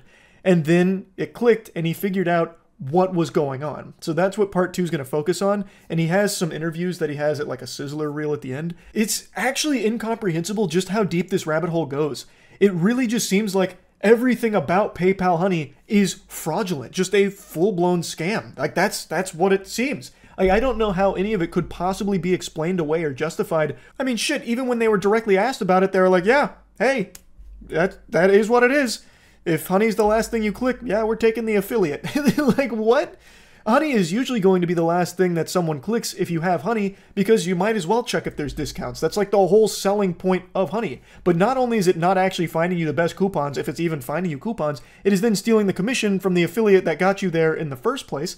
So it's fucking everybody for doing nothing. And even when it is actually doing full-blown nothing, where it's on a site that doesn't have honey gold, it has no coupons, it will still pop up just to say nothing. It just goes, and then you click got it to get rid of it, and then it'll still steal the commission. It is just crazy how scummy this is. I cannot imagine that what honey is doing and how it operates is legal.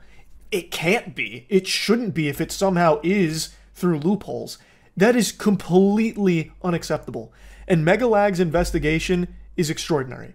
A huge thanks to Megalag for bringing all of this information to light. It's an incredible video. Again, I highly recommend you check out the full thing. There's going to be a link to it in the description of this one. I didn't even cover all of it. He has done an immaculate job with this investigation. This is up there with CoffeeZilla's best work. This is incredible. So huge thanks to Megalag for doing this. So yeah, that's really about it. See ya.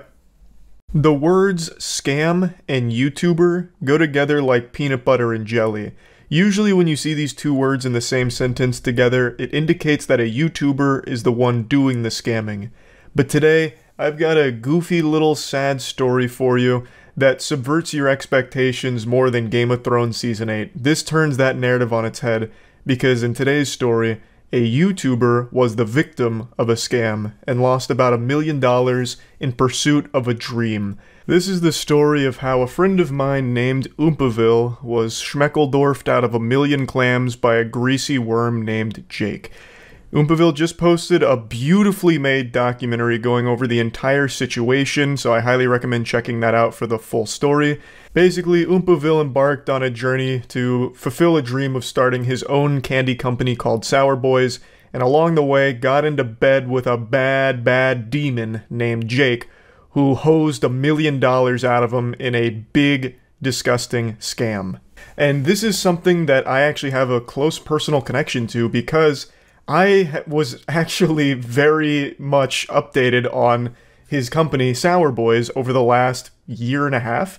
Last January of 2022, Oompaville talked to me about his candy company, and I was super excited by it. Oompaville was glowing, you know, blushing in the cheeks every time he'd talk about it. It was like he was going to prom every single day when I'd ask about the candy company. And it made me super happy to see that from him. Just a really cool project and venture taken by someone that was very passionate about the product. And I mentioned this in the stream clips I want to show a little bit later, but I'll mention it here too. I'd actually tried the candy, well, me and my friends had all tried the candy by complete accident. It was sent to our P.O. box like 2 years ago or something like that. And we were eating it during a Moist Esports watch party and just fucking loving it. And we had no idea it was his. It wasn't until much later that we learned that that Sour Boys that we were eating was Oompaville's. So it was a product that I had already liked without ever even knowing it was his. So it was top quality. And I eventually was told by Oompa that he was unfortunately used like a fucking fleshlight by a scammer and lost tons and tons of money, and that he'd be making a video on it. And now that video is finally out, so I'd like to talk about it here today because it is tragic. Now, I want to make it clear that this doesn't mean that Sour Boys is dead and buried. According to Oompaville, they are still pursuing a full launch, and it is apparently in a very good place, so that should be on the horizon at some point. But this is a massive $1 million hiccup. That's a hiccup that could put you in an early grave, honestly. Losing that amount of money to a scammer is nothing shy of an absolute asteroid hitting your world. But Oompa and his family have persevered and are still planning on launching Sour Boys in a big way. Sour Boys is started by Oompaville, but he has hired like most of his family to do it with him, as well as other people on payroll. So it is a huge undertaking, and, you know, God willing, he's not been scammed by his family next. It should come out at some point. But anyway, let me explain what the scam was and how he lost so much money over the course of starting this business. In a nutshell, Oompa launching a candy company. It's actually candy that I had before by accident, like I didn't know it was his. You might remember during our early Moist Esports watch parties, we were all eating a bunch of like sour candy. That was his candy. We didn't know it. Like, it actually slapped. And those were like, I guess, prototypes that he did like a promotional for that we got. And fast forward over the last year and a half or so, I don't remember how long it's been now, but he's been trying to launch that candy company in a bigger way. So he's upped the production, got a warehouse, and he got a big machine in order to really be able to pump out volume and scale. Turns out the person who supposedly built the machine and shipped him the machine was a giant fucking scammer who also happened to be a friend of his. Not like a best friend, but a close enough friend where it would be the ultimate betrayal to even consider a scam. So basically, the machine that he bought under the assumption that it was built by his friend, serviced by his friend's friend, was all a complete lie. What it was he bought the machine from China and upcharged Oompa like fucking 3 or 4x what it was actually valued at. So in total, he's out $1 million. Would have been more too. He was supposed to send an additional like 70 grand to the scammer, but he had like a come to Jesus moment about it being fishy. And yeah, he is still planning on launching the candy company. He says it's in a good spot, but he did lose $1 million over the course of this journey because of that scammer that was his friend. When you watch the video, I think it becomes pretty clear how anyone would have fallen for this. Like, there was so much communication. The person was, for the most part, reputable. It was a friend, trustworthy, so you always give them the benefit of the doubt in the first place. Oompa bent over backwards to pay wages and accommodate in order to get everything, you know, situated, getting everything serviced, having a maintenance team, doing pretty much everything by the book. But it just turns out it was all a complete fucking lie. Even if it wasn't a scam, he'd be at $1 million. Yeah, but he'd have a company to show for it. Right now, he still has to keep building in order to get that ready. He says he is close and it's in a good spot, but that $1 million, assuming it didn't go to a scammer, would have helped launch the company and they would have already been in production. Well, and also, another thing that I think is worth mentioning, the machine that he did get that came from China that he was told was built by his friend and all them, the machine was quoted on the receipt as $143,000. Meanwhile, Oompa paid like 700 grand. So he also wouldn't have been out $1 million and he would have also been in production by now. Even if it was your friend, wouldn't you look up how much the machine may be going for? Well, he wasn't buying a pre-built machine. The whole reason that he was going to his friend for this was to produce that machine, to make that machine. It wasn't supposed to be like a pre-built machine. So where would you even go to get information on that or see other competitive quotes when this is supposed to be like basically a bespoke deal here? It wasn't $1 mil for the machine. He lost $1 mil over time by getting the machine and paying the guy and everything. Yep. He said $700,000 to the actual scammer, and then over the course of like wages and other expenses came out to around $1 million in the shitter. Should have consulted me, easy. True, he should have went to you. He should have been in Twitch chat just looking for the experts. You would have sniffed it out. Just go to Ask Reddit for advice. Where all sane people go, yeah. Why not ask a specialist about this before paying? The guy was a fucking specialist. Well, was supposed to be a specialist. And I guess in a way he was with scamming. Like, I don't know who else he was supposed to find. Like, Willy Wonka? Like, it's a hard thing to find people for that. Can he do something to press charges, or is it out of his control? Oh, they could absolutely press charges. 100%. Now, I don't know how hard they're going to go on that, but yeah, you can't just scam someone out of $700,000 for labor you didn't do and a completely false pretense on the whole situation, yeah. They could absolutely sue, and should sue. Can't sue if you can't be served. That's true. You gotta be real elusive. Just hide in the shadows and wear a disguise like glasses and a mustache. That's kind of the general overview of what happened. Again, just to give you the bullet points. Oompaville wanting to start the candy company, eventually realizing that if he wants to scale and keep things interesting, they're going to need to produce the candy themselves. Thus, they're going to need an actual machine. Thus, they're going to need an industrial engineer who knows what they're doing and can make the machine for them. He finds Jake. He hires Jake. He pays Jake. up to $700,000 under the assumption that he is making this machine himself specifically for the purpose of the Sour Boys candy production. With tons and tons of delays and a lot of very odd circumstances and things that happen throughout this multiple year venture, he learns that the machine that he eventually does get from Jake's shop is not a machine that Jake or anyone that works for Jake built.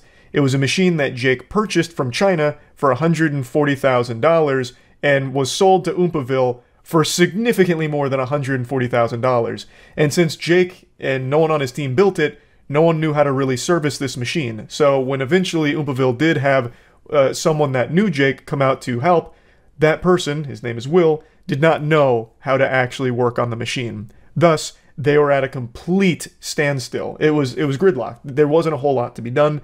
They realized then, when Will got there, that they never built that machine. That machine was purchased from China, and everything Jake had been saying, everything Jake had claimed that he was doing was all a blatant lie at the expense of Oompaville's financial security. $1 million over the course of a few years, and he does still have a machine, but has to retrofit that machine now, completely change it around in order to actually work for the candy that he is producing. That's kind of the whole situation in a nutshell. There's a lot more moving parts in between there. He went in with both feet. He fucking cannonballed into the big business pool here. In the video, he talks about how he had a brief time of homelessness because he put like so much into this. He was like living out of the warehouse. It's a very like actually concerning story, but Oompa tells it with a smile on his face. But hearing that, I'm like, Jesus Christ, that was like reckless and scary. But, you know, things are working out, kind of, though it would have been a lot smoother had he never met Jake and instead found a different engineer. But, you know, that's water under the bridge now. Hopefully Jake will face real punishment for this scam. This is not something that's like, you know, like, oh, that's what a goofball, Jake, you got us. Darn. This is absolutely a needs to be in jail, long prison sentence type of situation for this guy.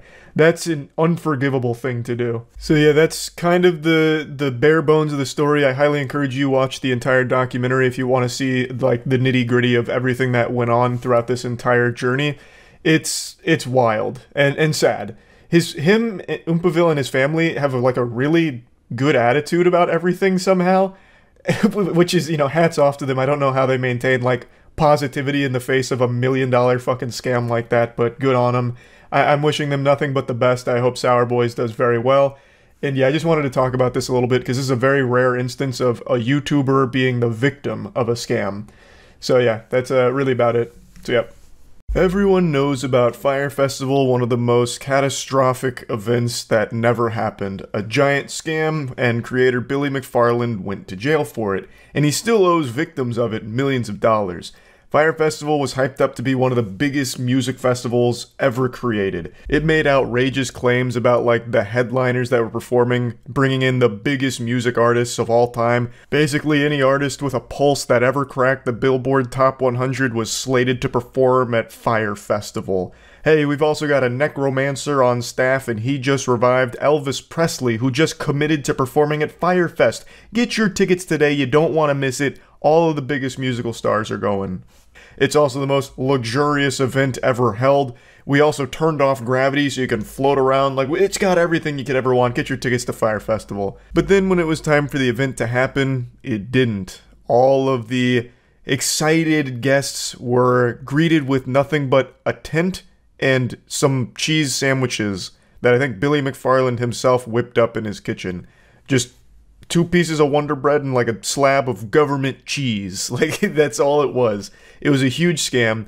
Everyone lost their ass on it, and it sent Billy McFarland to jail for being a fraudster. But he's been released from jail. And you know what he's doing?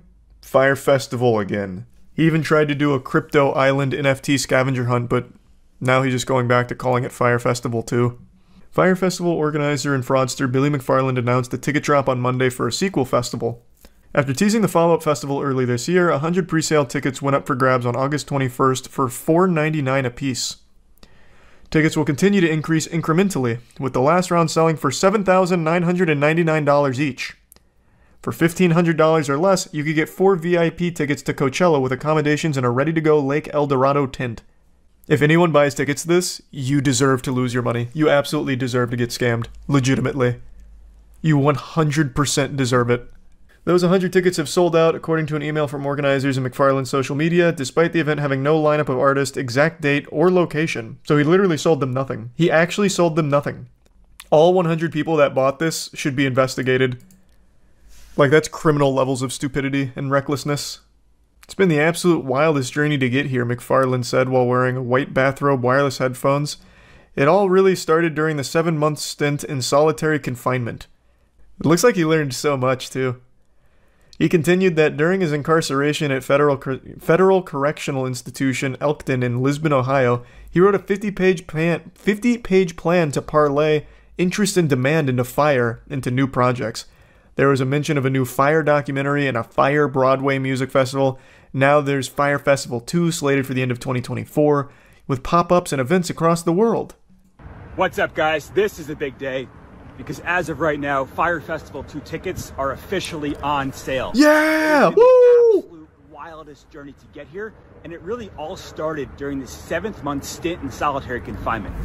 I wrote out... Hey, Billy, I'm not your PR guy. I'm not on the board here. Why would you mention solitary confinement? Hey, guys.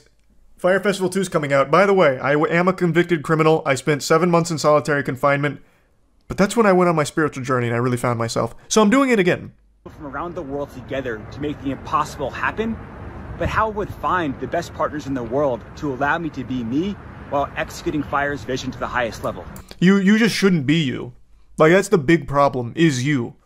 You are the problem. This doesn't inspire confidence, Billy. To sign a deal to produce FIRE Festival, the Broadway musical. I still think that's such a great idea.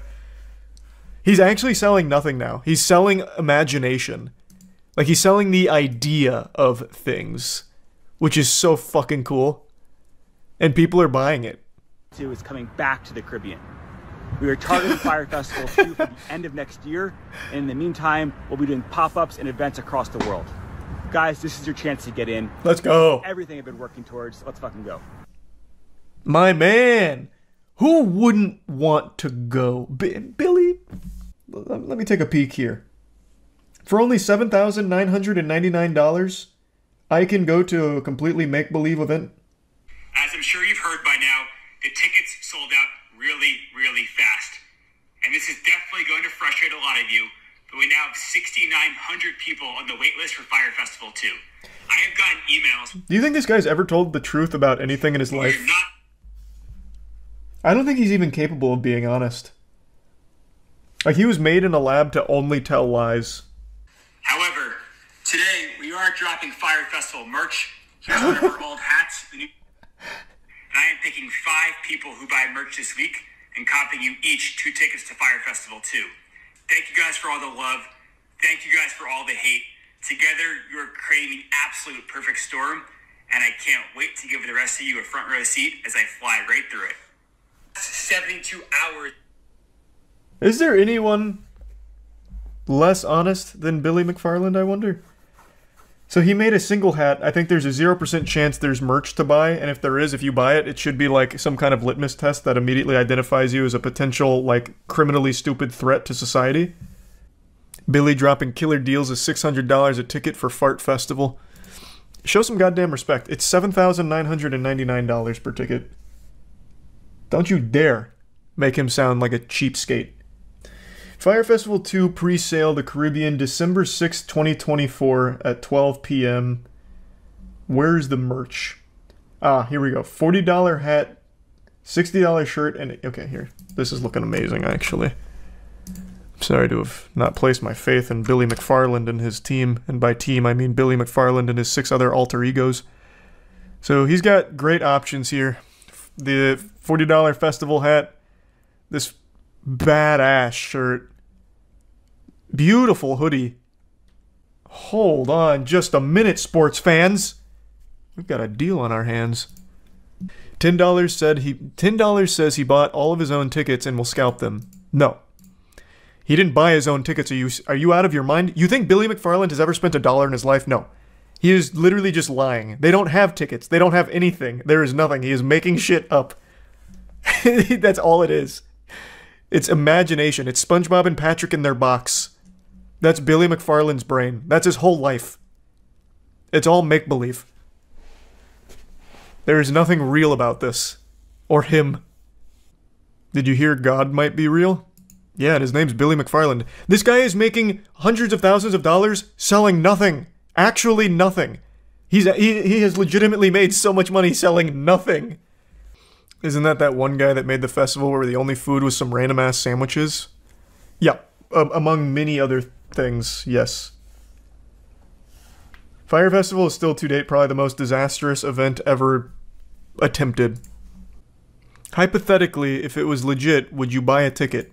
Man, no. Shit, no, I still wouldn't. Absolutely not. I still think DashCon and Tana Mojo's events tie for worst event. I don't know, man. At least with TanaCon, I can't even think of a single positive.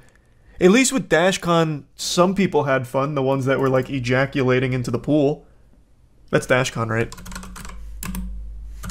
Or the ball pit. The ones that were coming in the ball pit.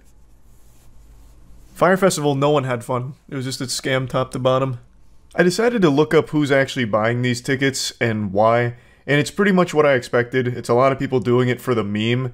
And also a lot of people that for some reason are so delusional they think there's a chance that it might happen, and that's worth spending this crazy amount of money on it. But here, this is a couple that proudly is talking about how they spent nearly $550 each to be among the first buyers of Fire Festival 2.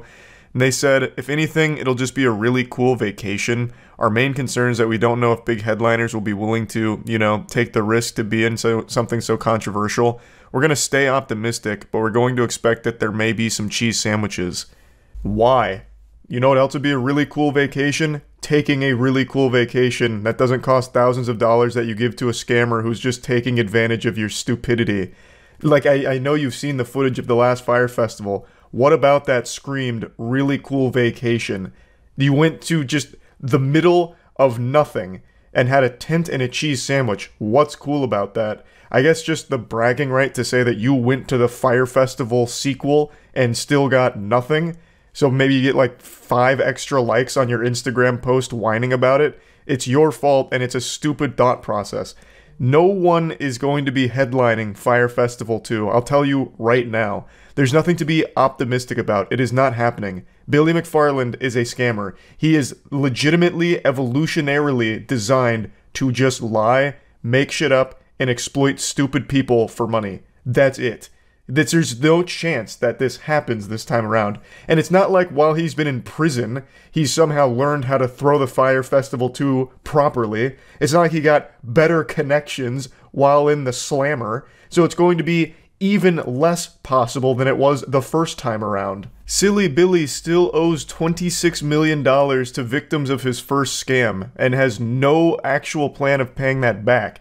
This is a desperate attempt to get a very quick infusion of cash in another imaginary festival to repay the first batch of suckers that bought into it. And let's not forget, this is already the second time since being released from jail that he's cooked up a fucking festival. He tried to do Pirate last time. I made a whole video on that. He tried to do an NFT scavenger hunt island vacation called Pirate, which he has now apparently wiped his ass with. So he's already canceled one of his imaginary events after trying to get money from it, and now he's doing it again with Fire Festival 2, but this time around, for some reason, people like this couple are spending money on it. It's pathetic. It's so fucking pathetic. He's also still considered a fugitive in the Bahamas. Like, no one is going to work with this guy. Absolutely nobody. So how could there even be a single thing to be optimistic about with Fire Festival 2? What you have done is just help a desperate scammer try and repay victims of his scam from the past. At that point, just donate to his GoFundMe, I guess. Why buy his Fire Festival 2 make-believe tickets?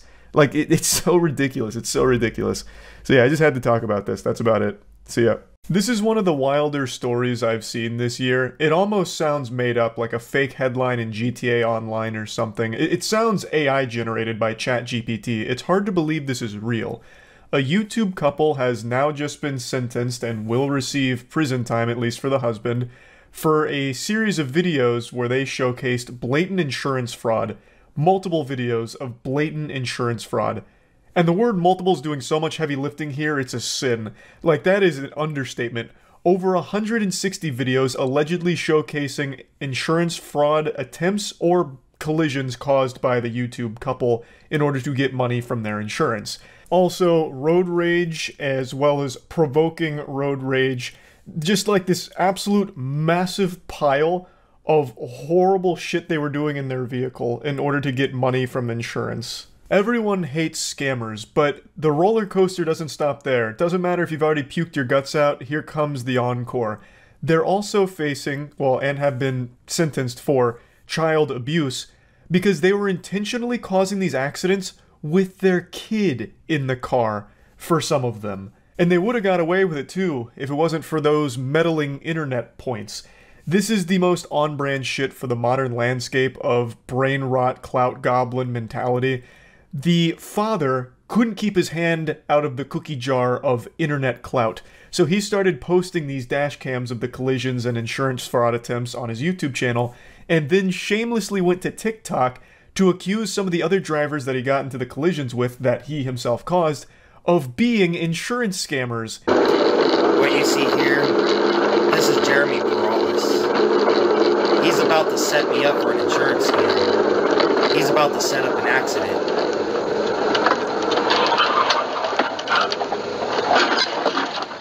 He recognized me from Facebook. Unhinged lunatic behavior right here, and then proudly posted on his own TikTok page. So what happened is, he had suddenly started to brake, and the driver behind him had to cross the double yellow line to get around him to avoid a rear-end collision, and then Christopher turns into him in order to force the accident. And the driver was initially found to be, I believe, like 90% at fault because he crossed the double yellow line. Christopher was actually quite gifted, an idiot savant when it came to insurance fraud. He's doing it and he knows how to not be at fault for him. It was last April. Jeremy Perales says his insurance premium shot up after this accident in Yucaipa. But was it really an accident? To think, to be able to do this to a person, set them up for an accident? I was stopped and then he hit me. Jeremy says his insurance deemed it 90% his fault because he crossed into the other lane. But it isn't the first so-called accident Phelps had been in. Just the way Christopher Phelps speaks is off-putting. He sounds straight out of Dr. Evil's lair. He just sounds menacing and, like, genuinely unhinged. And then he's talking about how, like, it's unspeakable how this man could try and set up an accident all because he recognized me from Facebook. Holy shit, that is deranged. You think he recognized you from Facebook and then tried to set up this accident? That doesn't even make sense. Obviously, Christopher doesn't believe that. His whole MO was insurance fraud in order to collect on the insurance paycheck. But Jesus, it's just so weird to listen to him speak. He just gathered mountains upon mountains of evidence against himself and posted it online. And somehow investigators stumbled upon this cornucopia of evidence that the husband, Christopher Phelps, was gathering of their insurance fraud and child endangerment. Like, Christopher ended up being his own worst enemy. He was like, the Zodiac killer, leaving all these clues, all these breadcrumbs for investigators to somehow find. And I have no idea how they found his channels, because he was getting like 50 or 60 views per video. I don't know how the fuck they ended up there. You would have been more likely to end up in Narnia than on his channel. But Jesus Christ, they must have had L from Death Note on the case, because they found all of it, and they really cannonballed into the rabbit hole. Investigators found at least 23 collisions, allegedly documented by Phelps, which were linked to at least 17 insurance claims. Christopher is receiving 3 years in the slammer, and his wife is getting only a little bit of time in jail and then 3 years of supervised probation. Now, I'd like to show you a couple more videos here from the archive of Christopher Phelps and his insurance fraud journey. I have to mute the first part of the video here because this goober was playing DMCA copyright music. I'll just explain what he's saying. He's saying that the driver that he's pointing to is mad because Christopher passed him. Christopher's got some steam coming out of his ears for this video because he was actually found at fault by the officers on the scene for abruptly stopping, which causes this rear-end collision. But Christopher's arguing that the guy flipped him off, which the guy does admit to, and that because he was mad, when he stopped for a utility vehicle, the guy intentionally rear-ended him. And just to show you that utility truck, here's the guy that hit me right there. That is the utility truck that was turning left onto my street. I was trying to stop for him and give him way to go down this way, and unfortunately this guy was mad because I passed him. What a bunch of mumbo jumbo, a load of hooey here. He's claiming that, oh, this is his fault, he was so mad, real mad goofball, and he rear-ended innocent old me who was just stopping for this utility vehicle over here. When the video immediately betrays that, what are you talking about? You stopped abruptly, you brake-checked this man way back where those two trucks were parked, and then your evidence that you were actually stopping for a utility vehicle turning left is like significantly further along than where you actually stopped. Unless you were giving this man like 700 feet worth of turning radius room, that doesn't make any sense at all. That's not what happened. That's a blatant fucking lie. And here's 2 rapid-fire insurance fraud attempts from old Christopher and his wife. I don't know if their kid's in the car for these, but probably is, considering they did that quite a few times. And we're gonna do this. Find out if they're gonna conspire with the sheriff, or if they're gonna cooperate. We'll see. This is the last TikTok video that Christopher posted, him as a warrior about to go to battle for his case, fighting for justice, and signs off with, we're gonna find out if they're gonna conspire with the sheriff or cooperate. That is so fucking weird. Such a weirdo, and such a bad fucking person. Him and his wife. To not only be insurance fraud scammers, but to put your life, the life of the drivers on the road, and the life of your child all on the line for a couple doubloons from insurance is ridiculous. That is so fucked up and disgusting. A scam that endangers your life, the other drivers' lives, and the life of your kid that you're putting in these situations. I think 3 years was way too light of a sentence for this guy, and his wife got off way too fucking easy here. I don't understand how they got such light sentencing for this shit. They even did get assault with a deadly weapon charges because they were using their car as a fucking weapon. They were just hitting other drivers on the road to try and squeeze some coins out of insurance claims. They were more than willing to not only endanger themselves, but everyone else, including their kid. Every day was bring your child to work day, basically, so they'd fucking strap their kid into the back seat and just blast into another vehicle to try and file another insurance claim. And if they unsuccessfully caused an accident, they'd then try and make a road rage incident out of it. It's crazy how little they got punished for it, relatively speaking. I think the sentencing is way too lenient on how often they were doing it. This is very clearly premeditated, and it comes at a high price to everyone around them. This could have been a lot worse. There could have been deaths. And even in its current state, many of the other drivers, they had insurance premiums be hiked up as a result of this because some of them were found at fault for the shit that Christopher Phelps and his wife were doing. The whole thing is just so fucking horrible, and I'm really pretty upset that they get off so easily from it. But yeah, I wanted to talk about this because I found it so fascinating. I learned about it from Otozi, who recently made a video covering it as well. It's so degenerate. It's so fucking ridiculous. So, yeah, just wanted to talk about it. That's it. See ya.